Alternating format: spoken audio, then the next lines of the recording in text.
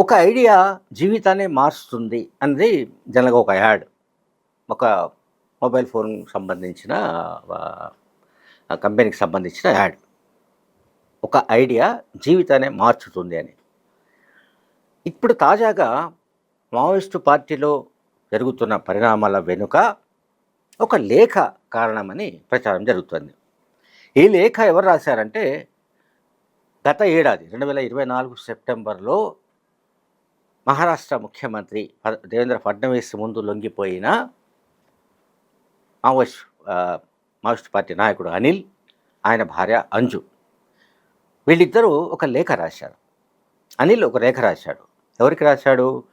Maoist party polit bureau సభ్యుడు Mallojula Venugopal alias భూపతికి లేఖ రాశాడు. ఆ లేఖ నేను చదువుతున్నా. గౌరవనీయులైన కామ్రేడ్ సోను దాదా, జోహార్. ఈ క్లిష్ట పరిస్థితుల్లో కూడా మీరు సురక్షితంగా ఉన్నట్టు నేను ఆశిస్తున్నా. అంజు, నేను సెప్టెంబర్ 2024న నాగ్పూర్లో లొంగిపోయాం. ప్రస్తుతం మేము గడ్చిరోలిలో ఉన్నాం. నాకు ఉద్యోగం కూడా దొరికింది. మేము ఇక్కడ సంతోషంగానే ఉన్నాం. ఇల్లు కట్టుకోవాలని కూడా ప్లాన్ చేస్తున్నాం. మేము ఇక్కడికి వచ్చినప్పుడు గిరిధర్ అంటే తుమ్రేటి అలియాస్ తుమ్రేటి సహా మరికొంతమంది మాతో ఉన్నారు. ఆ సంఖ్య గణనీయంగా పెరుగుతూ వస్తోంది. సోను భార్య తారక్క, అంటే మీ భార్య తారక్క మాతోనే ఉంది. మీ సహచరి తారక్క మాతోనే ఉంది. మేము ఇక్కడ దాదాపు 70 మంది ఉన్నాం. తారా దీది బాగానే ఉన్నారు. ఆమె ఆరోగ్యం క్షీణించినప్పుడు మేమే ఆసుపత్రికి తీసుకువెళ్ళాం. ఆమె కుటుంబ సభ్యులు కూడా ఆమెను రెగ్యులర్గా వచ్చి కలుస్తున్నారు. దాదాపు 7 సంవత్సరాలుగా నేను క్షేత్రస్థాయిలో పార్టీ కార్యకలాపాలకు దూరంగా ఉన్న కారణంగా నేను లొంగిపోయిన తర్వాత చాలా రిపోర్టులు చదివాను, విన్నాను. అట్లాగే ఈ వాదనలు ఏవైతే ఉన్నాయో సాయుధ పోరాటం సంబంధించిన వాదనలు అంటే రెండు వైపులా కూడా నేను ఫాలో అయ్యాను. చాలా డీటెయిల్గా చదివాను. పార్టీ సాహిత్యాన్ని కూడా చదివాను, సమీక్షించాను. భారతదేశంలో సాయుధ ఉద్యమాలకు భవిష్యత్తు లేదని నాకు అనిపిస్తోంది. రాజ్యానికి చెందిన సాయుధ దళాల బలం కంటే మన బలం చాలా తక్కువ. గతంలో కన్నా రాజ్యం బలగాలు అత్యంత శక్తివంతంగా ఉన్నాయి, అత్యంత బలంగా కనిపిస్తున్నాయి, ఆధునికంగా ఉన్నాయి. అట్లాగే ప్రతిరోజు ఎన్కౌంటర్ల వార్తలు వింటున్నప్పుడల్లా నా హృదయం తీవ్రంగా బాధపడుతూ వచ్చింది. వందలాది మంది పార్టీ వీరులు నెత్తురు పారుతుండడం నాకెంతో విచారంగా కనిపిస్తోంది. ఇట్లా మానవ వనరుల నష్టం జరగవలసింది కాదు. భారీ మూల్యాన్ని మనం చెల్లించుకుంటున్నాం. ఇది అవసరమా? సాయుధ పోరాటం దీర్ఘకాలిక ప్రభావం ప్రశ్నార్థకంగా ఉంది. సో హింస ద్వారానే సాధించిన విజయాలు ఎంతకాలం నిలబడతాయో నాకు అర్థం కావడం లేదు. డియర్ కామ్రేడ్, మీకు ప్రజల పట్ల, మీ సహచరుల పట్ల అపారమైన ప్రేమ, కరుణ ఉన్నాయి. నాకు అది తెలుసు. మీరు చాలా సున్నితమైన వ్యక్తి అండ్ సృజనకారుడు. మీరు సాహిత్యకారుడు, రచయిత. మీలో ఒక కవి ఉన్నాడు, రచయిత ఉన్నాడు. మీరు ఒక గెరిల్లా. ప్రజలే మీకు ముఖ్యం. మీరు కూడా ఈ రక్తపాతం ఇట్లా కొనసాగడాన్ని మీరు కోరుకోరని నేను ఆశిస్తున్నా. అట్లాగే పీపుల్స్ లిబరేషన్ గెరిల్లా ఆర్మీ అంటే మన వైపు ఉన్న సైన్యం, అట్లాగే అటు పోలీస్ వైపు నుంచి ఉన్న C60, అట్లాగే డిస్ట్రిక్ట్ రిజర్వ్ గార్డ్స్ అంటే DRG, అందరి దగ్గర కూడా ఇవాళ తుపాకులే ఉన్నాయి. అందరి దగ్గర తుపాకులు ఉన్నాయి. భారతదేశంలో మావోయిస్టు ఉద్యమం తనను తాను సమీక్షించుకోవాల్సిన అవసరం ఇప్పుడు ఏర్పడింది. దాదాపు 1972-75 నుంచి కూడా అన్ని ఎదురు దెబ్బలలో కూడా పెద్ద దెబ్బ ఇప్పుడు సంభవించింది. 2011 తర్వాత వచ్చిన పార్టీకి చెందిన డాక్యుమెంట్లను అండ్ ఇతర సమీక్షలు కూడా భారత పరిస్థితులకు అనుగుణంగా, అంటే ఈ దేశ సామాజిక, ఆర్థిక, రాజకీయ పరిస్థితులకు అనుగుణంగా లేవు. పార్టీ ఆశలు పెట్టుకున్న పట్టణ ప్రాంతాల్లోని నిర్మాణాలు సరిగ్గా లేవు. పైగా ఆ నిర్మాణాలన్నీ స్వార్థపూరితంగా ఉన్నాయి. అవి పనికిరానివి. ఆ నిర్మాణాలు పనికి రాకుండా పోతున్నాయి. ఈ పట్టణ నిర్మాణాల పేరుతో చాలామంది పార్టీ నిధులను దుర్వినియోగం చేస్తున్నారు, వాటిని వాడుకుంటున్నారు. అట్లాగే మీతో కొన్నేళ్ళు ఉండడం వల్ల నేను ప్రజల కోసం, సహచరుల కోసం జీవించడం ఎట్లా అనేది నేను నేర్చుకున్నా.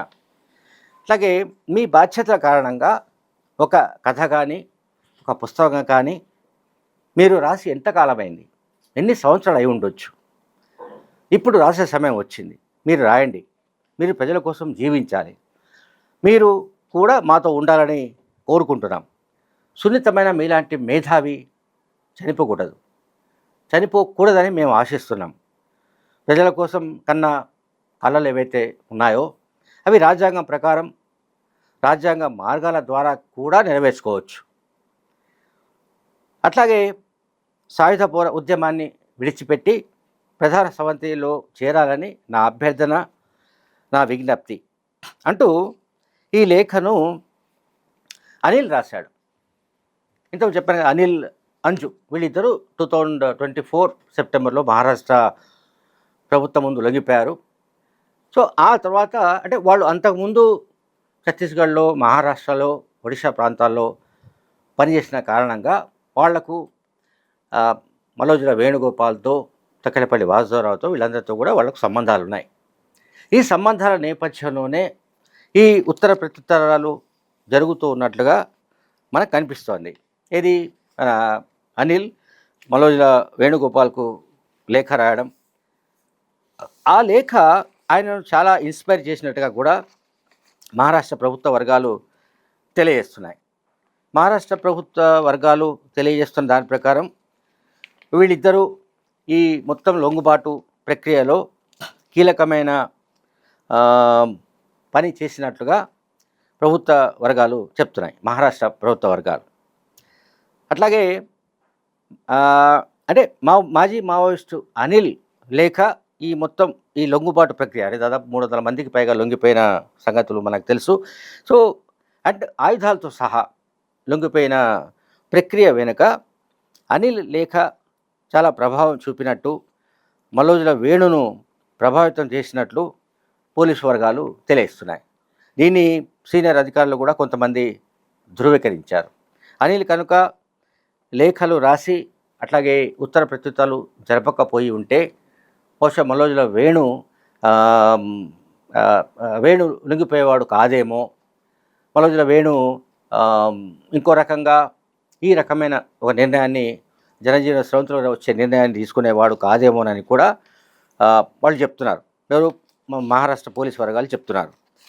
అందువల్ల ఏంటంటే మనం ఇందులో చెప్పదలుచుకున్న పాయింట్ ఏంటంటే, ఒకటి, ఈ సాయుధ పోరాటం దీర్ఘకాలికంగా అంటే మలోజుల వేణుగోపాల్ కూడా ఇప్పుడు ఈ లేఖలో ఉన్న సారాంశాన్ని మనం ఆయన లేఖలో చూడవచ్చు. ఆయన ప్రకటనలు, లేఖలు ఒకసారి 6 పేజీలు, ఐ థింక్ ఒకసారి 3 పేజీలు, ఒకసారి 22 పేజీల లేఖ, వీటన్నింటి కనుక మనం వడపోస్తే అందులో ఈ అనిల్ రాసిన లేఖలోని చాలా పాయింట్స్ ఉన్నాయి.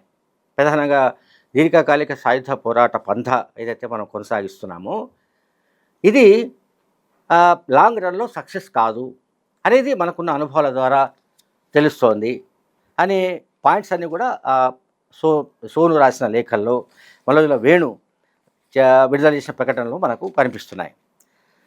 అందువల్ల అనిల్, అంజు రాసిన లేఖలే ఇవాళ ఈ లొంగుబాట్లకు కారణంగా కూడా మహారాష్ట్ర పోలీసులు ధృవీకరించారు. Thank you very much.